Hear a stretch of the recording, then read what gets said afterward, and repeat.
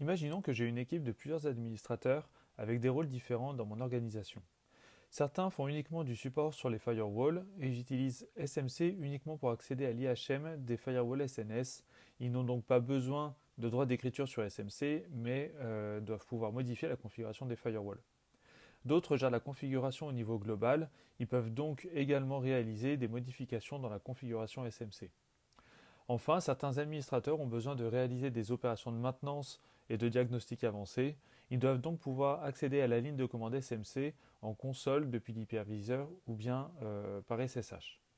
En suivant les bonnes pratiques, tous mes administrateurs doivent utiliser leur propre login et mot de passe et j'aimerais également pouvoir m'appuyer sur mon annuaire externe. J'ai donc configuré la liaison entre SMC et l'annuaire. Jusqu'à présent possible uniquement avec des annuaires Active Directory et Radius, il est maintenant possible avec SMC 3.1 de connecter SMC à un annuaire OpenLDAP. Au passage, pour garantir que l'authentification des administrateurs avec un annuaire externe sera toujours opérationnelle, on peut voir que j'ai configuré un annuaire de backup qui sera utilisé si le premier annuaire n'est plus disponible. On voit dans l'interface SMC que je peux ajouter un utilisateur ou un groupe issu d'un annuaire externe LTAP ou Radius.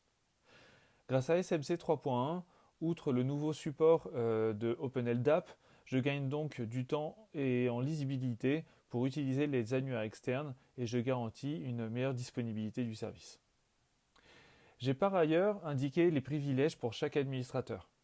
Dans la version précédente, je pouvais déjà donner ou non des droits de modification sur la configuration de SMC.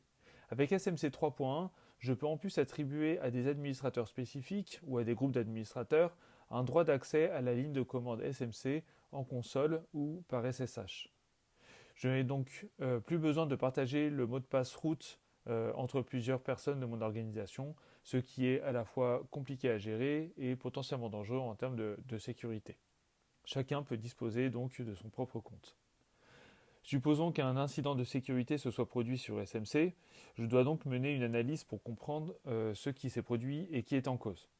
Grâce aux traces de journaux créées dans SMC, je peux retrouver chaque connexion à la ligne de commande qui a été réalisée, à quelle heure et par quel administrateur. Je peux également voir les tentatives de connexion qui ont échoué.